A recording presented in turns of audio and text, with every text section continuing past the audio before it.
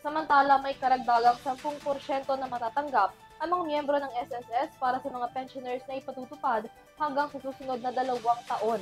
Sabi ng SSS, maaaring ang mapakinabangan ng mga miyembro nito ang naturang programa sa susunod na buwan. May report si Catherine Landicho. Magandang balita para sa mga pensioner ng Social Security System o SSS dahil magkakaroon ng 3-year reform program ang ahensya kung saan madaragdagan ng pensyon para sa retirement ng mga disability pensioners mula 10% annually hanggang 2027. Batay sa SSS, ang Pension Reform Program ay aprobado ng Social Security Commission o SSC sa ilalim ng Resolution No. 340-Series of 2025 na pinetsahan noong July 11 ngayong taon. Ang pension adjustments ay nakatakda namang iimplementa sa pagsisimula ng Setyembre sa kasalukuyang taon. Ayon naman sa pension fund, ang pension reform na ito ay kauna-unahang multi-year adjustments ng katulad na institusyon sa loob ng 68 taon. Ang naturang increase ay iimplementa sa 3 annual tranche kada buwan na Setyembre.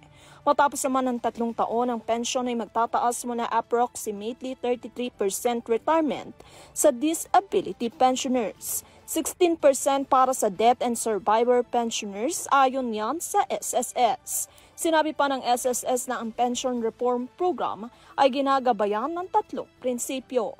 Pag-angat sa lahat ng mga pensyonado sa pamamagitan ng inclusive benefit adjustments, pagbawi mula sa inflation upang maprotektahan ng bawat individual, pagsusulong ng halaga ng pagtatrabaho, pag-iipon, pamumuhunan, at pag-unlad ayon sa ipinag-uutos ng RA 111999.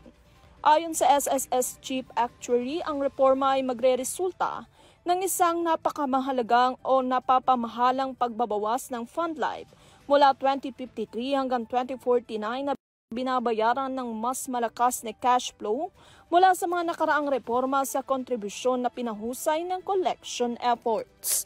Para sa TV News, Catherine Landicho, sumasaludo sa bawat Pilipino.